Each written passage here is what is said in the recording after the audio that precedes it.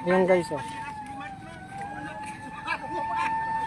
Tinupok ng apoy ang isang rice mill o gilingan ng bigas sa barangay Saripongpong, Lagunoy, Camarines Sur, tanghali nitong Miyerkules, Nobyembre 5. Batay sa ulat, may ginigiling sa lugar ng bigla na lamang sumiklab ang sunog. Lumalabas naman sa investigasyon na posibleng nagsimula ang apoy sa makina ng mismong gilingan. Kasama rin sa mga nasunog ang mga nakaimbak doon na mga sako-sakong bigas.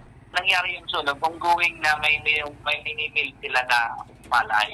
Yung sunog po, nag-umpisa sa makina po. Ang dalawang po kasi namin, yung isa naman po sa makina at yung isa po, pwede kasi doon nag-start din sa battery ng rice mill ng makina. Dahil kasi yung makina ng rice mill po doon ay diesel type. Kumbaga hindi naman po siya electric powered, diesel powered po siya. Umabot sa unang alarma ang sunog at makalipas ang mahigit 20 minutong firefighting operation ay naideklara na itong fire out. Maswerte namang walang nasaktan sa insidente habang tinatayang nasa 150,000 pesos ang iniwang pinsala ng sunog. Sa mga operator po ng rice mill, siguro kailangan nilang ganito po yung ginagamit na mag-electric powered man yan or diesel powered. Siguro din natin na nasa-check pa rin yung makina kung talagang nasa running condition siya. At siguro din natin, nalilinis din natin yung lugar kasi alam din natin na pag ang isang rice mill mulinohan ay accumulated yung andan, accumulated yung mga malay particles o residue. Kaya kailangan din nag-aalitin natin para kung case man na magkaroon ng sunog, magkaroon ng ignition, hindi ka agad makakapalaki pa, makatulong sa paglaki ng apoy.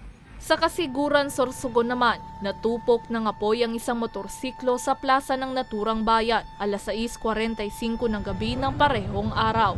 Ayon sa ulat, paanda rin na umano sana ng rider ang kanyang motorsiklo nang bigla na lamang itong nag-spark at nagsimula ng masunog. Agad naman na naitulak ng rider ang motor sa open field ng plaza, kaya maswerteng walang nadamay na iba pang sasakyan o individual.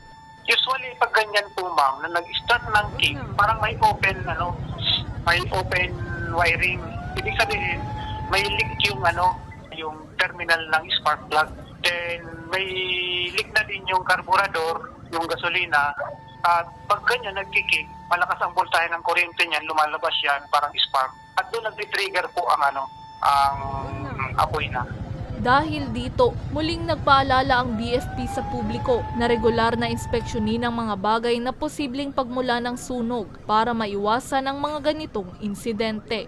Para sa mga balitang Tatak Bicol, May Insinares.